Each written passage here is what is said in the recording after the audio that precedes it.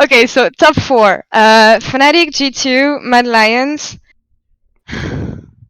I don't want to say Origin.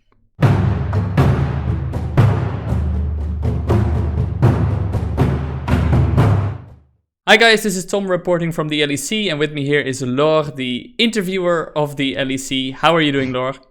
I'm doing fantastic. I'm finally gone from France, and I mean, after confinement and everything, it almost feels like a vacation being here. So I'm really happy. And week 1 was amazing. So yeah, Even with the all good. opening weekend being so intense, it's still a vacation?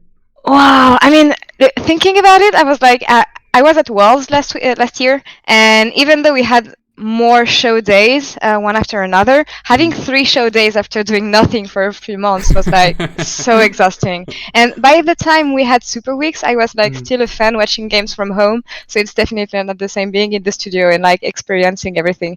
But I mean, so many upsets, so many good games.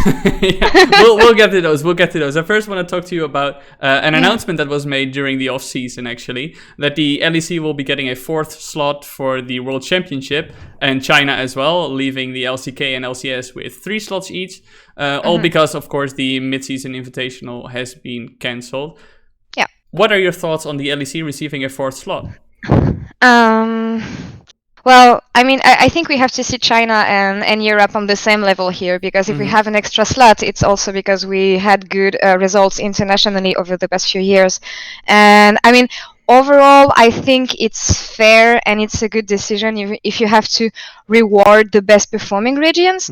But I mean, one might ask about how are these going to be slotted into the different events? Because if we end up having 4 seeds in the main events, and let's say Korea and NA have 1 seed in play-in plus only 2 seed in the main events, that's where I think it's unbalanced. So I'm hoping we will have like at least 3 seeds in the main event and like maybe 1 in play-in. I don't know how they're gonna sort things out, but they need to find a fair way. Otherwise, it's just gonna be like China, Europe all over again, and hope China winning again. Yeah. But it's a good thing. I mean, we've been good. We've been good. So yeah. Overall, the performance has been going well, for Europe and China as well. Many LCK fans were upset that they didn't get a 4th slot. How do you feel about that? I get it. I mean, Korea has been the best performing region overall in league history. That makes sense. But I mean, we didn't really reevaluate everything favoring Korea by the time they were winning. But once they started losing, we directly put 1 seed in play-ins. And I mean, I think it's not fair because they didn't benefit enough from their hours of glory, if that makes sense. And I mean, yeah, it's unfortunate, but we'll see how they start to perform in the years to come. But I get the sentiment that they feel cheated because they didn't have a rule putting them above the rest of the regions by the time we were like reevaluating everything, thinking about international events. So yeah, I get the sentiment, but with each time comes new evolutions. So in that sense, it's fair because they have not been performing really good lately. But yeah, I'm with the Korean fans on this one. I love Korea, so it's yeah. Do you think at the moment this would, these distributions of slots portray an accurate representation of each region's strength? If it's hard to judge now that there has not been an MSI and we haven't seen these teams play each other other than obviously the mid-season cup.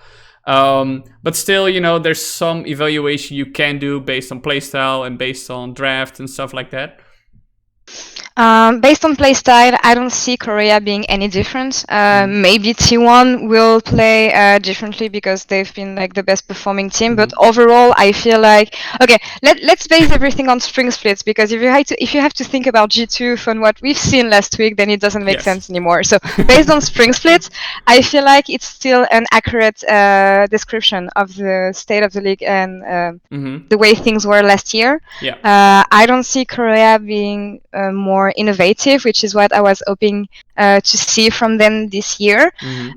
China is even becoming more powerful. I mean, we are all these new lineups demolishing FPX and demolishing Invictus Gaming. So I feel like China is getting even stronger. Do we really want to open the discussion on NA?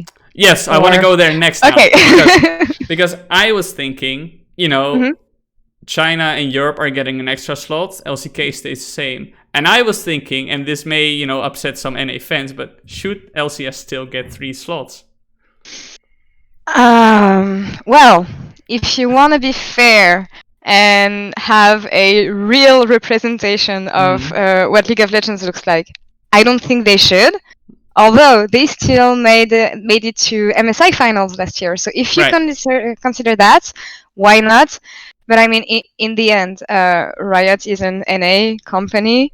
I feel like they also have to stay among the important regions, and giving them 2 slots would put them in like the minor region, and I don't think that's what Riot wants as a whole, and mostly because I mean the NA fan base is so huge. Maybe I don't know what's been the discussion around this. I think it would make sense in terms of results, right? But in terms of fan base and everything, I don't think it does. I think they have to remain three slots. Yeah, and that's a good difference you make, right? For competitive integrity, perhaps it would be best if the LCS got 2 slots. But on the other hand, you also have to look at who are the fans of League of Legends, right? Exactly. And the North American branch is still a huge part, and they're not easily gonna give up on their on that side.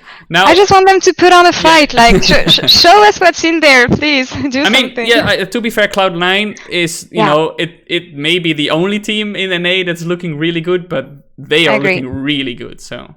Yeah, I mean, Cloud9 has been consistent and has been really good. I'm really looking forward to seeing the lineup as it is right now at Worlds and international events, because I feel like the changes they made from 2019 to 2020 are huge. And maybe Cloud9 would have gone out of groups last year. I don't know with this lineup, but yeah, they've been really good. Even maybe more consistent and strong than Liquid used to be back then, when Liquid was like super strong. So yeah, I'm interested in them.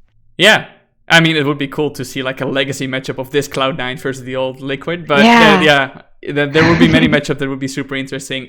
Moving on, we've talked about EU getting a 4th slot, and this split, especially the summer split, is starting off heavily contested with so many teams stepping up. I think 8 teams are looking really like at least having potential to be a good contestant.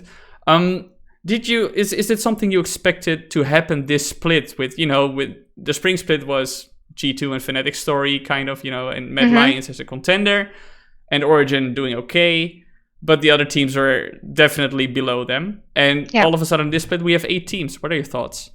I was expecting this in the sense that in spring, I mean, the European level was stacked, but you still had like a real clear top 1 to 6 and then the bottom and then the rest. I feel like the teams that needed to adjust did it. I mean, we also have to remember that points and everything wise, spring split didn't mean much. They obviously have to all in for summer split. I'm still expecting to see the same dominance, maybe from G2 and Fnatic or Mad Lions or Origin in there by the end.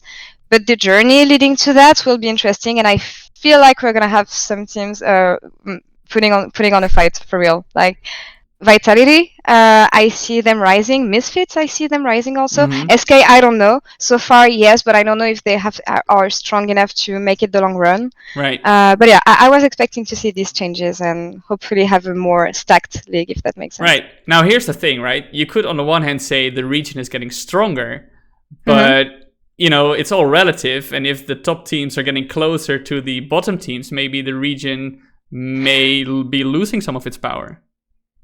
You see it this way? I don't know. I feel like EU is still under construction, if that makes sense. And I mean, what we saw last week, for instance, the teams who surprised us the most, they did it because the team above them were performing worse, but they also leveled up their game. And in that sense, I feel like overall, I mean, the teams performing bad like G2, you don't expect G2 to just throw Summer Split away and not play at all. I feel like it was a mistake. They know what they did wrong. And I expect to see a much stronger G2 this week. But it doesn't diminish the fact that the team who won against them did good and will continue climbing, if that makes sense. So I don't feel like the European League is, getting lower and less good. I just feel like the overall level is rising. Yeah, but I have to say that. Yeah, no, of course. I love you. So, I just want to hope that our region is getting better. That's it. Yeah, no, this is an interview with you, so it's not about what I think, but it's still interesting to hear your perspective, right? And I would say that I agree that, of course, Origin and G2 especially were just not showing up at all last weekend, right? It was kind of sad to watch, awful. Right? But, and now heading, looking forward at the rest of the summer split. You said, right, Vitality is rising, Misfits is rising. Mm-hmm. Would you still say Fnatic and G2 clear top 2 in terms of teams for EU? I was the one saying last split that Fnatic could beat G2 during finals, and you know what happened. So I still see G2 and Fnatic as being the clear favorites. But I want to think about Mad Lions getting in there too, with everything they can bring and all the rookies they have and all the interesting playstyle and comps they brought even last weekend. So clear top 2, yes. I still want only Fnatic and G2, but if we have to define a top 4 now, you're exactly thinking the way I was you're thinking like an interviewer. Yeah. Okay, so top 4. Fnatic, G2, Mad Lions. I don't want to say Origin. You don't want to say Origin? I don't want to say Origin. Why don't you want to say Origin? They're good, but they're not what I expect a good EU team to be. And I know I'm all for shiny plays and everything, and they're more... they're controlled, right?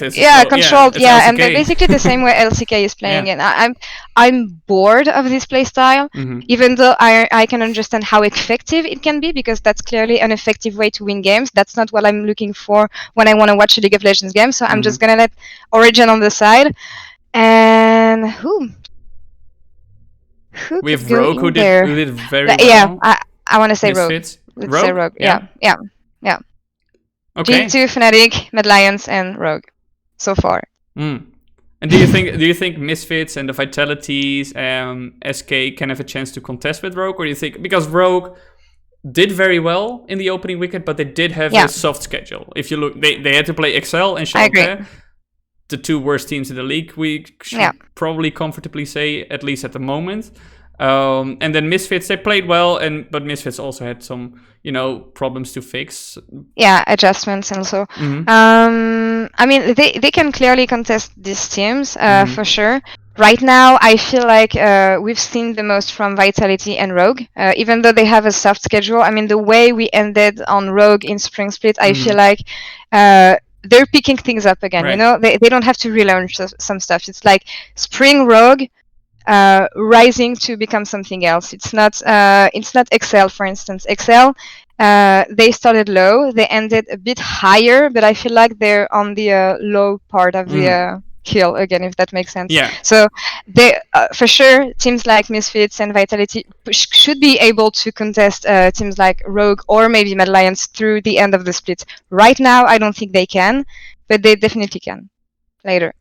All right. Well, Laure, I want to thank you very much for your time, for joining me. And I look forward, to all the crazy things we'll see you and the other casters do in the LEC. I heard you guys are not ready. You're not ready. For sure. Yeah. All right, Laure. Thank you very much for your time. Thank you. Bye.